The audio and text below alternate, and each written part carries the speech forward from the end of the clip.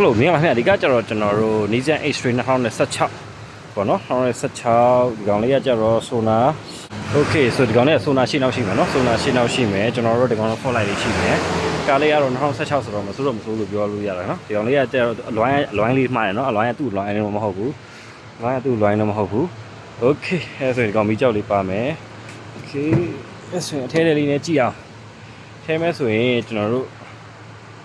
ဒီမှာကျတော့နည်းနည်းလေးတော့ဟိုဖြစ်နေရတော့ရှိတယ်နော်ထိုင်ကုန်လေးတွေနဲ့တော့ driver ထိုင်ကုန်လေးပါနေလေးရှိတယ်ခုံကတော့နှစ်ခုံတန်းပဲခုံသုံးခုံတန်းတော့မဟုတ်ပါဘူးခင်ဗျနော်ရောင်မှာကျတော့ပြီးတော့ကျွန်တော်တို့နောက်မော်တာလေးမပါဘူးနော်နောက်မော်တာလေးမပါပါဘူးခင်ဗျဒါပေမဲ့ဒီကောင်ကျတော့ကျွန်တော်တို့ဟို360လေးရတယ်နော်ဒီကောင်ကျတော့360ရတယ်ဟုတ်ကဲ့ခင်ဗျဒီကောင်လေးကကျတော့ကျွန်တော်တို့အခုပဲစီကုံဝိုင်းတော့ထင်တာပဲ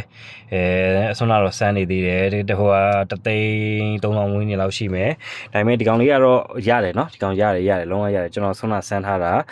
ဒီကောင်လေးကဘက်ကန်လေးရတယ်သူဘေးက360လေးလုံးတယ်ဟုတ်ကဲ့ဒီဟာလေးအနောက်လေးပါခင်ဗျနော်နောက်လေးပါโอเคနောက်လေးပါခင်ဗျနော်โอเคအဲ့ဆိုနောက်ကနေကြည့်မယ်ခင်ဗျဟုတ်ကဲ့ပါခင်ဗျနော်ဒီဟာလေးကကျွန်တော်တို့နောက်ကနေလေးကျွန်တော်ကြည့်ပေးတာပါမဆိုးပါဘူးเนาะပုံလုံးကတော့ကျွန်တော်တို့လေသာလေးပါကြီးပါပဲโอเคကားလေးရလည်းမဆိုးပါဘူးအဲ့ဆိုကျွန်တော်တို့နောက်ဖုံဖွင့်ကြည့်မယ်ဟုတ်ကဲ့ပါခင်ဗျာเนาะဒီမှာကျွန်တော်တို့ဒါကတော့ U လေးပါเนาะဒီကောင်ကြတော့ U လေးပါ